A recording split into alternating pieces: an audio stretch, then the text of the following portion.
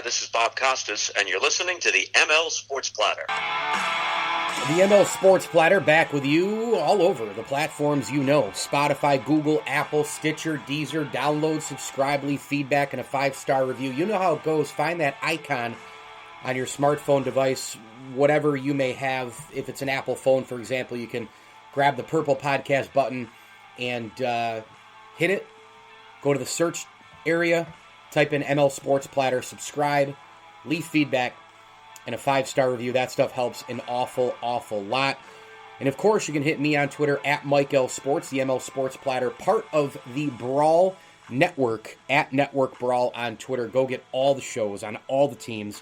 A lot of terrific talent, tons of awesome content with the Brawl Network right now. I also host Bill's Brawl, so be sure to give that one a subscription, a download, a feedback post, and a 5-star review as well. Brought to you here by Bryant and Stratton College. For every and in life, Bryant and Stratton College classes are always starting 2- and 4-year degrees and more at Bryant and Stratton College. Great time to be a Bobcat right now with the academics and the athletics. Just added a nursing program. So Bryant and Stratton College doing their thing. BryantStratton.edu. 2 awesome locations in Central New York as well, in Liverpool and in the city on James Street. A tip of the cap thank you as well to Hides of Liverpool, Camillus Golf Club, Welch & Company Jewelers, and our good friends at Barks and Rec Doggy Daycare. I am super excited to bring on to the program as part of also a Pinstripe podcast on pinstripepassion.com. Make sure you go visit that site for Yankees and baseball analysis by myself, videos, articles, archived interviews with the likes of Hall of Famers and more. This guy's podcast is so good, and I've been meaning to listen to it for a long, long time. And you know how it goes. You subscribe to 23 podcasts or so for me, and it's just, you try to get to everything. There's just no time in the day. You're trying to do your show, working in sales and marketing, and you got to read articles. And the days are crunched, right? You get a little daddy daycare in there. This guy's podcast is phenomenal. If you love Major League Baseball, if you love the New York Yankees especially, you've got to go subscribe to Yapping Yankees. It's all over on SoundCloud, iTunes, Spotify, everywhere. He is the host of it, and it's awesome. The knowledge, the content, the conversation, the flow, the whole thing, the production, it is really awesome. It is my new favorite baseball podcast. Mike Scudiero joins us right now on Twitter, at Mike Scudiero, at Mike Scudiero. Mikey, welcome in, man. It's really great, and let's yap about some Yankees. How are you? Oh, thank you very much, Mike. That really means a lot to hear you say that. Thank you very much. Yeah, the flow, the content, the knowledge, the whole thing, it's really good. I've been in this business a long, long time. The modern media obviously allows anybody to be on a microphone, and there is a lot of junk out there, as you and I both know. But your podcast is fantastic, and so keep at it. Keep getting the reps. Keep doing your thing, man, because it is awesome. So I just thank you very much. Yeah, of course, man. So I just put together maybe a quasi list. I think I'm going to probably change it a little bit, and I'm going to put it into a podcast as a segment. My top 10 players in baseball. And as I went through Betts and Trout and Soto and Bellinger and Tatis and Bregman and Freeman and Yelich and DJ LeMahieu is in here outside the top 10, but he's listed just because. Arenado, Lindor. It took me a while. I put them all on paper. I'm not going to put LeMahieu in the top 10. He could be in the top 10. But what I'm getting at is this. For years and years and years, you made a top 10 list and a Yankee was automatically in there. How much of a problem is that? I'd say it's a bit of a problem. I mean, first of all, lists have always been kind of tough for me to do because whenever I just compile a bunch of players and then I try to list them and I look at a bunch of stats, it sometimes just makes my head spin. No, it's fair. Yeah, they're so fun, though. Yeah, it absolutely is. And the people who can easily do it, like, God bless them. I don't have an easy of a time doing that as they do. But as far as, like, a Yankee not really being on it in the minds of some, it is kind of a problem, I would say. And the unfortunate part about it is that I do think they they have a potential top 10 in the likes of Aaron Judge if he were to stay on the field. Sure. As far as talent alone, not like subbing in injuries or anything like that, I do think Aaron Judge is definitely a top player in baseball, but in actuality, when it comes to what's actually done on the field, I'm not sure I would say he is because of how much time he's missed. So talent alone, I do think he's there, but not. Then you have to start questioning it, which is unfortunate because the potential is there. But I would say if you're not seeing a Yankee in the top 10 is definitely pretty strange. It is. If you're to put LeMahieu in the top 10, I mean, I just would wonder who you kind of bounce out. And again, this is a top 10 right now. It's not, well, what did this guy do? Yelich has won an MVP, though. I mean, but look what he just did last year. Again, right. Yelich isn't finished by having a bad year, for sure. Everybody's allowed to have a bad time and a slump and all the rest, or multiple bad games. Baseball, as we know, is a grind. I'm trying to figure out who to bounce out to put LeMahieu in there. He very well may be a top 10 guy for sure. I mean, what he brings to the table with his hitting ability and his versatility, playing the field, he's a vacuum cleaner with a glove. So I may put LeMahieu in there. I think he's more deserving to be in the top 10 than anybody else on the Yankees, Yeah, I think that's totally fair. And it really is. And I was talking about how difficult it is to put together a list like this. It's even more difficult if you're talking about last year when a lot of the guys in general, a lot of huge names in baseball. Nolan Arenado was another one. They had down years because of just how strange of a season it was. So it makes it even tougher by doing that last year. But yeah, as far as DJ, I mean, I wouldn't put it past it to put it. They already ranked him. I think wasn't he the number one second baseman in the game he was ranked, I believe? Yeah. So, yeah, I definitely think it's fair to put him in top 10. He's been the centerpiece of the Yankees' success for the last couple of years. They don't get anywhere near where they made it without him. I think that goes without saying. And I love the signing the second they made it a couple of years ago because I remember him in his time with the Rockies. I remember him winning his Gold Gloves. I remember him winning the batting title. A lot of people didn't remember that when he was signed. They were too busy being mad over not getting Harper or Machado. Sure. So I was very happy with the signing from the start and up to now with what he's done, even last year in a weird season, having won the batting title for both leagues. I definitely wouldn't put it past anybody and wouldn't blame anybody for putting him in the top 10. That is completely fair. Yeah, and by the way, a lot of those Yankee fans who have MLB Extra Innings or are floating around on Twitter following games or catching the bottom line on several different stations, they're not tuning in and paying attention to 9 o'clock Rocky games on the East Coast. They just don't. That's just not something that a typical Yankee fan will do. So you and I, we were on a round table months back with the guys from Ball 9. Yep. You see all of my tweets. You know how I feel. I need your help. I need your help in telling me that it's going to be different in 2021. This team lacks starting pitching after Garrett Cole. Gary Sanchez is still on the roster. They brought Brett Gardner back. They're too right-handed heavy. They're going to get injured again a ton. The bullpen's going to get taxed because of the starting pitching.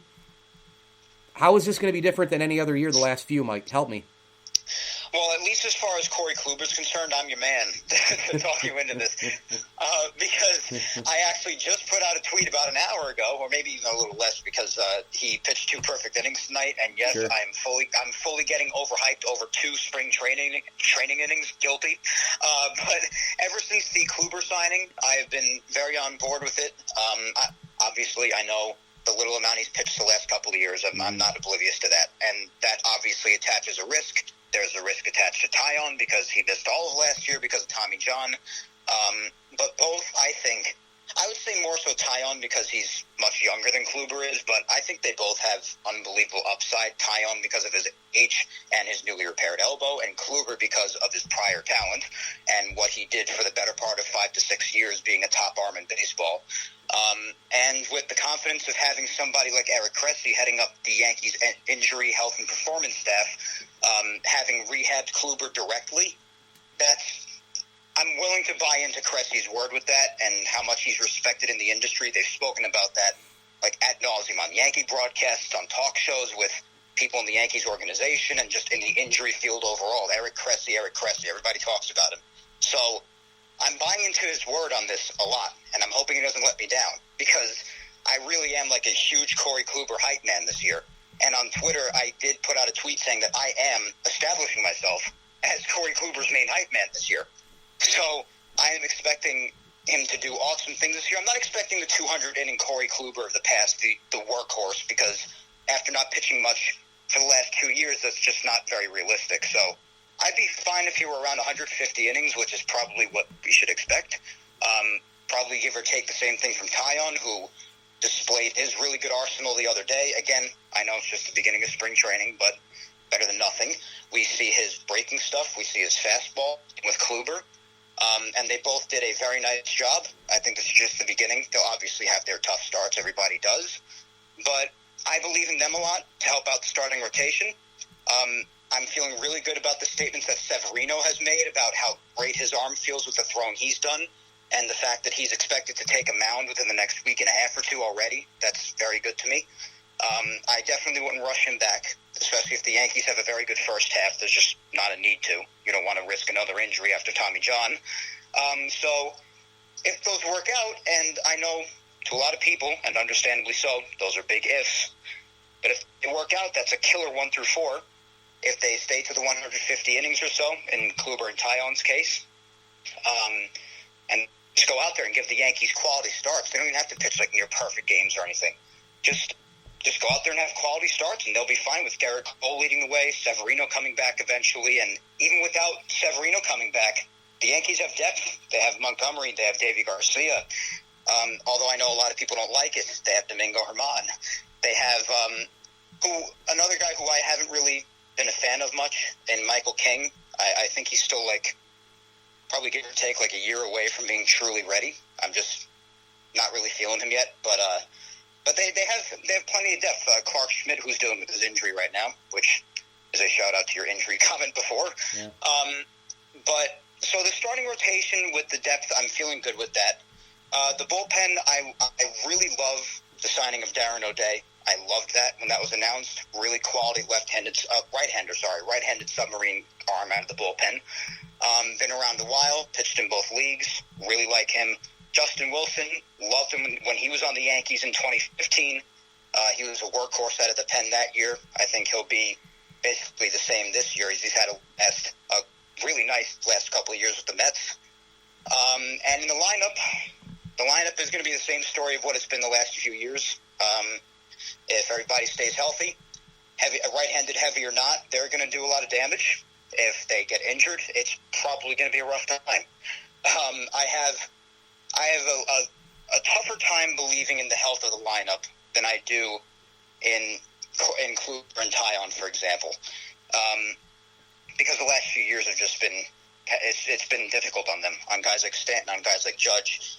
But I do like hearing that guys like Stanton and Judge have changed their training routine to not so much heavy weightlifting or anything like that. I'm hoping that plays a part in it. I don't know if it will for sure. So a lot of it's just going to be wait and see, unfortunately. I do think they have a better chance of maybe showing a little bit more fortune with health, but that's what it's going to come down to. I think when it comes to the talent itself, I think this team has unbelievable potential.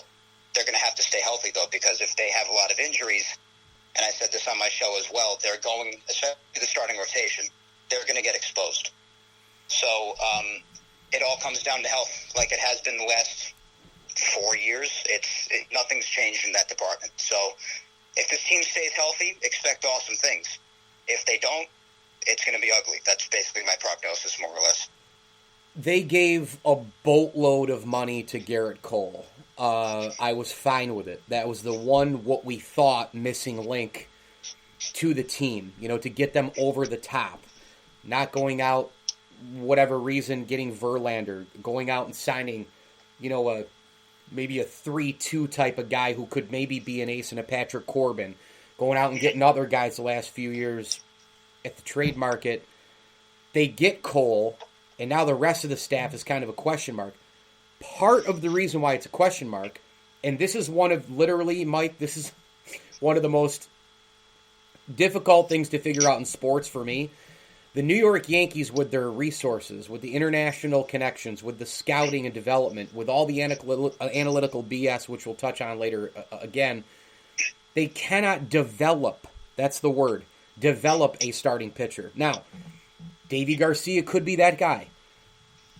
They've hung on to Jonathan Loaizaga for a long time. Maybe a Clark Schmidt pans out to be something we don't know. Severino's been wildly up and down in kind of a glass figurine to a certain extent with the injuries. Why can't the New York Yankees develop a pitcher? I mean, he doesn't even have to be an ace, maybe a number 2 or 3, but like a mainstay developmental guy in the rotation. Why can't they do that? I mean, as far as there's been no evidence in it for a while, Mike, unfortunately. Since Andy Pettitte. Yeah, but he's 24 years. Yeah. It's absurd. He's long. That's what I said. He's and not only did he start long ago, but he's also retired for years now. Right, so that's that's the last thing. So honestly, with no real evidence, your answer is the same as my answer is the same as yours. I honestly don't know why they can't. Unbelievable. But I really am holding out that this Tommy John surgery is the turnaround for Sevy, and that especially starting next year, since next year will hopefully be his first full season back. Yeah.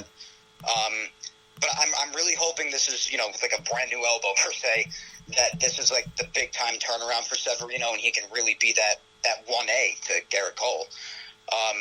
That's ideal.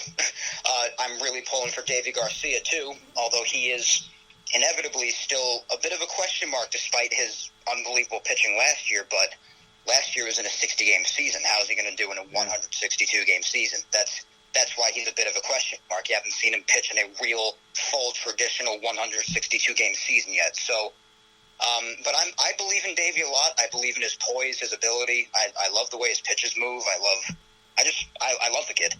But when it comes to Clark Schmidt, he's a concern to me because he's had Tommy John already, and if he's to get it again, if he's to get it again, that really wouldn't be good because I don't know how many people know this, but Clark Schmidt only just turned 25 about a week and a half ago or 2 weeks ago.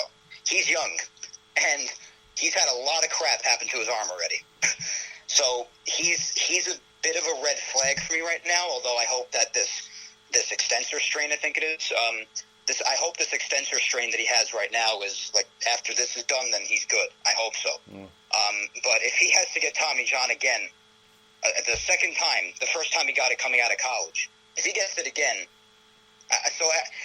health-wise, Clark Schmidt's a bit of a red flag for me, but I'm really pulling for Sevy and Davy Garcia mainly to be those two guys that the Yankees developed, and they can proudly say, listen, these guys are a product of us. These are our guys. They represent us. They came from us. And Loaizaga, I got to be honest with you, I love his velocity, and his stuff is honestly good, but he just hasn't had the results, like, at all. Like, he bombed in the playoffs last year. I feel like most of the time he's pitched, he gets hit. I just not been a fan of his, and my trust was really shaken in him after the way he got rocked in the playoffs last year, even though, again, granted, last year was what it was, but nonetheless, my statement still holds. So, the two main ones I'm really pulling for that you mentioned are Sevy and Davy. Those are the two that I'm really looking at to really be that next one after Andy Pettitte, as you said. Yeah, I couldn't agree more, and I think Luis Severino, a couple things off of what you just said, I think Luis Severino for sure is to the Yankees what perhaps Verlander, who's a lot older, obviously, could be to Houston late in this year, which is, Verlander coming from Tommy John. He says he's going to pitch in 2021. Who knows? But, hey, if they win the division, if they even make the playoffs and they get him in early to mid-September and they get a fresh Verlander, off they could go. If you put him with McCullers and McHugh, I mean, they could get a huge bolt of power from Verlander, as could the Yankees with Severino. And I think Sevy and Garcia as well. I'm with you. I'm starving for a young arm who's like flamboyant and his stuff is crazy good and he, the guys love him, and he's going to be there for a long time, and it's a connection with the fans. But I think the Yankees they have that all the time with players. They have it all the time with bullpen guys. They've had it with the core. People say core four. I say big five. They've had it with position guys. Aaron Judge, I think, still has to prove he can be out there every day. But clearly, they created a section for the guy. He's clearly connected with the fans. They need an arm. They need a farm arm to get this thing going. I got a collection of players who. The Yankees keep hanging on to these guys, right? They're hanging on to Estrada. They're hanging on to Andujar. They're hanging on to Tyler Wade. We mentioned Loizaga. You don't have to comment on him again. You covered it. But what about these guys? Like I just mentioned, they hung on to Clint Frazier, and now he's finally going to play. Although I'm sure after this year, Cashman will give Brett Gardner a 20-year deal. But where are we at with these guys? They keep hanging on to these position guys. So Thairo Estrada, before last year, I actually was quite a fan of his because he had actually shown a lot of promising hitting abilities, and he wasn't a bad fielder either defensively. But last year, unless you want to just give the kid another shot whenever you're to need him as a depth piece, because last year was what it was, then that's okay, I guess. Tyler Wade, we've seen a lot more of. And we've just seen more or less the same thing. Like he's a good fielder, I guess, even though he's even made his dumb mistakes defensively. So I'd say he's a good fielder. He's obviously extremely fast, and that's about where it ends. Watching him hit is a chore, and I'm not sure that'll ever change. But he's kind of like your quadruple A player because they keep on saying that whenever he's down in triple A, like he hits very well, but then he comes up to the majors, he just can't hit. So I don't know if he would qualify as that quadruple A player per se, as they qualify some guys as. But I'm kind of over Tyler Wade at this point. I think the only reason they have him is because he's legit just their best option for backup shortstop, and he's literally like the only one right now. So I think that's the only reason he's sticking around. And it was Thairo, Tyler Wade, and who else did you say? Let's see. We talked Estrada. We talked Wade. What about Andujar? Oh, Andujar, that's right. Andujar, I don't see how they don't trade him at this point. I think it's pretty obvious that third base belongs to Gio. Gio is a really good third baseman defensively. Oh, he's great.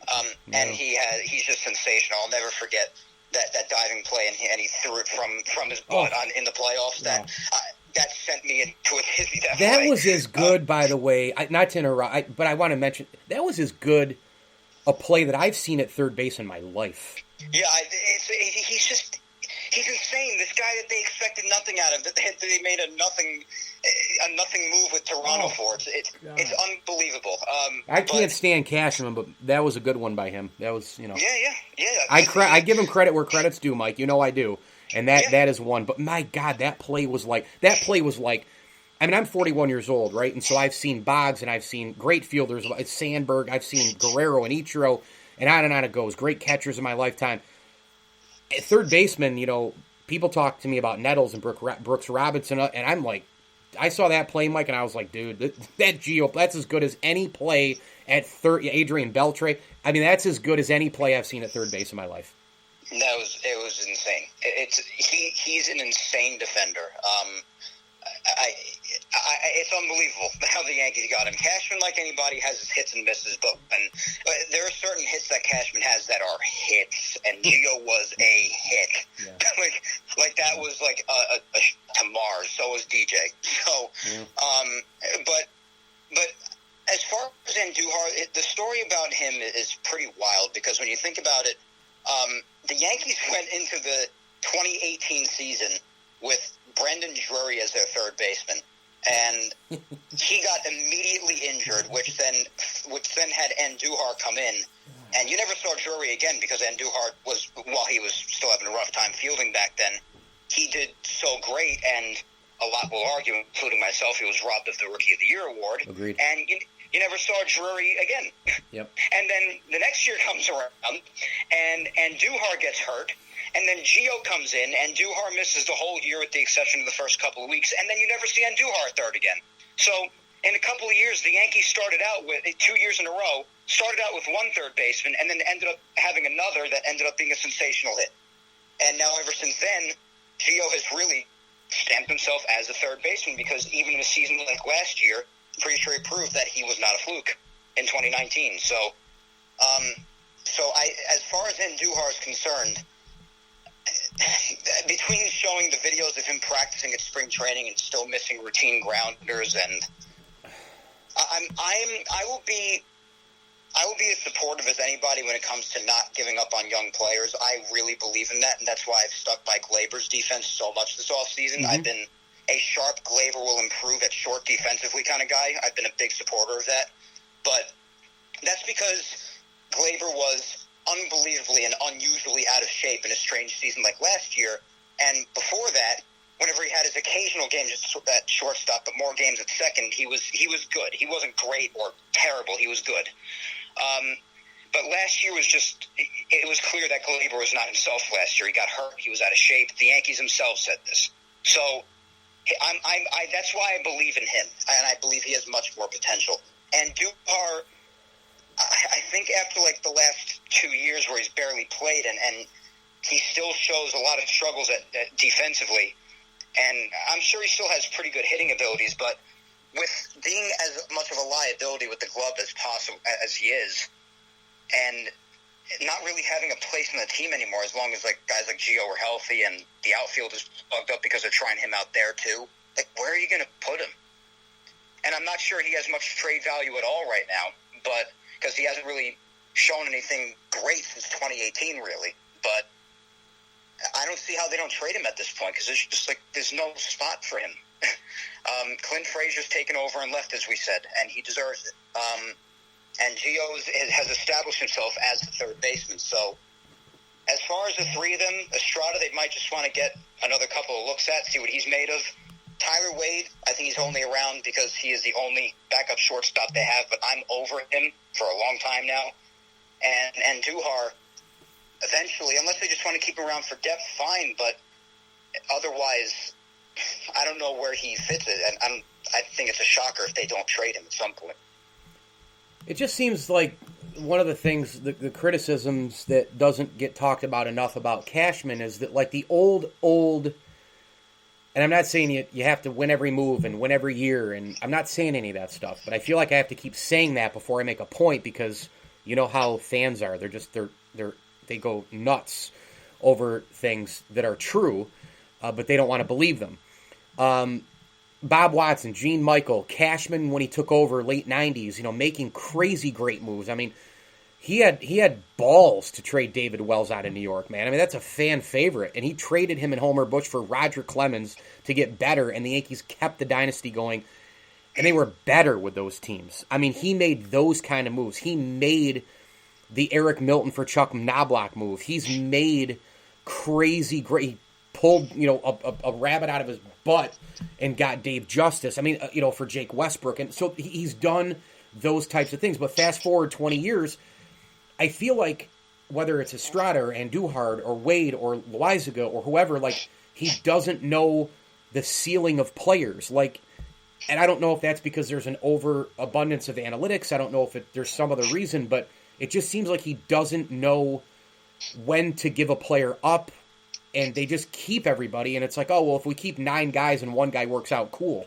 I mean, we're still watching Gary Sanchez do the same stuff. Wade, Andujar, I know he got hurt. Like, I think that there's misses there, whether it's him or people underneath him, where they don't know their players and when to get rid of them. Well, I think that guys like Wade and Andujar, I think those are 2 examples, because again, I don't see the spot that Andujar has on the team anymore at this point, and I'm over Wade, so I think those are 2 good supporting points for that. Yeah. But yeah, I would. When it comes to, like, if you want to talk about other pieces, like, I know some people are not happy about Brett Gardner coming back. I'm okay with him coming back at the role that he's coming back at. If they were going to bring him back as the everyday outfielder again, and pay him more money than he got, then I would not be happy. But at just the $4 million with with the backup role that he has, and obviously also with people mentioning the right-handed heaviness, him being a left-hander too, even though people would prefer other lefties. But Gardner coming back at the price that he did at the role that he is, I'm okay with. But with guys like Wade and Andujar, I definitely understand your point. There are certain guys that it seems like the Yankees just want to keep around. And when it comes to guys, especially like Tyler Wade, for no reason. They just go, like, bundle dudes up and get an arm. Like, go get... I'm not saying Robbie Ray is Sandy Koufax here, but God, I mean, he's been available multiple times. You need more pitching. They took a flyer on Tyone. They took a flyer on Kluber. I wanted both those guys 2 years ago. Not now. But, like, okay, so where's Robbie Ray? Where's, like, getting Lance Lynn back again? Like, where, if you can never have enough pitching, then why don't you go get more pitching and then not have these position players who are just the same guy every year?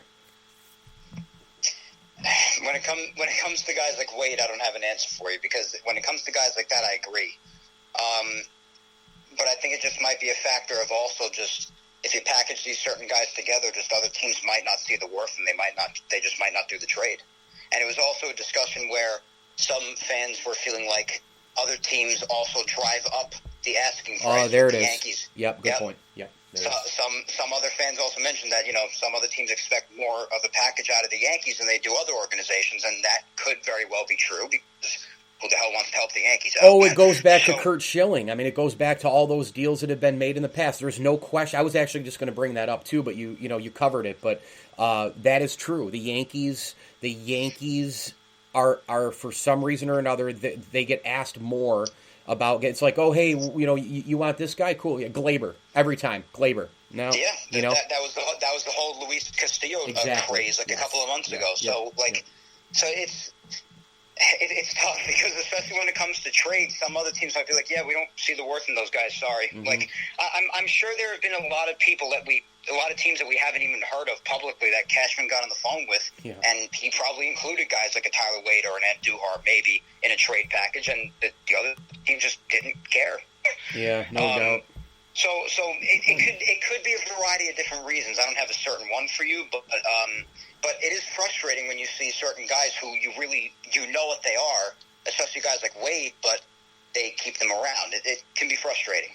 Mike Scudiero with us, at Mike Scudiero on Twitter, of course, Yapping Yankees host all over the platforms. Go subscribe and listen. It's just a terrific show. I want to end with this. Give me your ceiling, give me your floor on this team in 2021. How good could they be? How good could it get? I know you mentioned the injuries, but how bad could it get? How bad could they be? Are they at worst, for example, a second wild card team? Are they at worst a non-playoff team? Are they at best a pennant winner? Give me best, worst. I think at worst, they're probably like a second wild card. I really find it hard to imagine that this team doesn't even make the playoffs, even if there aren't an overabundance of injuries, because they've had seasons like that and they've still survived, as recently as a year or two ago. So that's happened, and they've still made the playoffs, even if it was still by the skin of their teeth, but they still did it. So I think at worst, they're probably a second wild card team. And I'm thrilled to be saying that and not saying an 8-seed team with expanded playoffs. But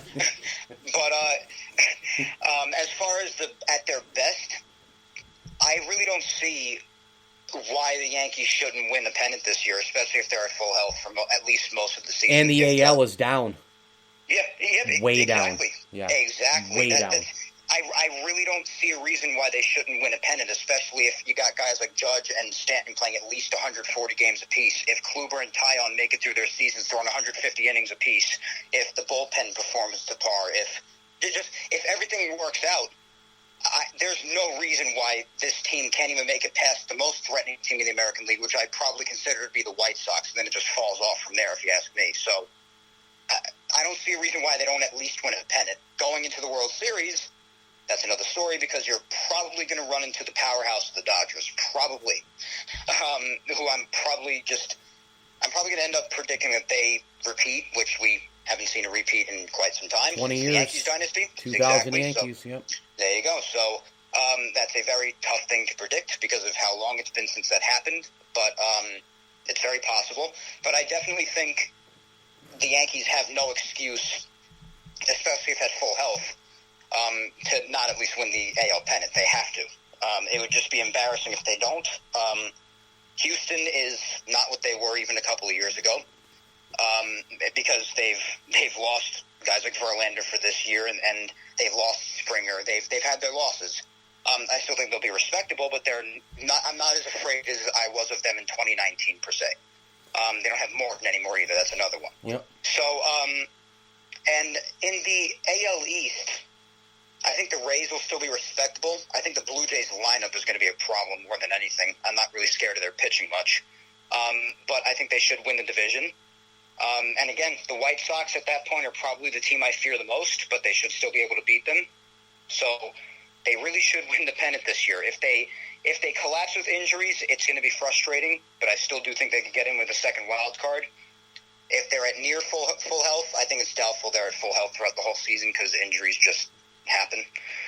They'll happen occasionally, I think, but if they find a way to still mainly stay on the field for the most part with no injuries that'll really derail the whole team at large, this team definitely should at least win a pennant. No excuses. Those are my thoughts on it. Mike Scudiero, go get him on Twitter at Mike Scudiero, the host of Yapping Yankees, YouTube, SoundCloud, iTunes, Spotify. Terrific podcast. Make sure you subscribe, download, leave a 5-star review and some feedback. Mike, this was awesome to have you. Thank you so much, and continued success your way. Thank you very much, Mike. Thank you so much for having me. The ML Sports Platter. Download, subscribe, leave feedback, and a 5-star review on all the major platforms. Hit me on Twitter at Mike L Sports, all a part of the Brawl Network, and we are brought to you by our great friends at Bryant and Stratton College, Axe Exotic Pets, CNY Electrical, and Welch & Company Jewelers. Log on to welchjewelers.com. Find the best jewelry around at welchjewelers.com. welchjewelers.com. Shop the showcase today with Welch & Company Jewelers. Thanks for listening. As I always tell you, enjoy the games.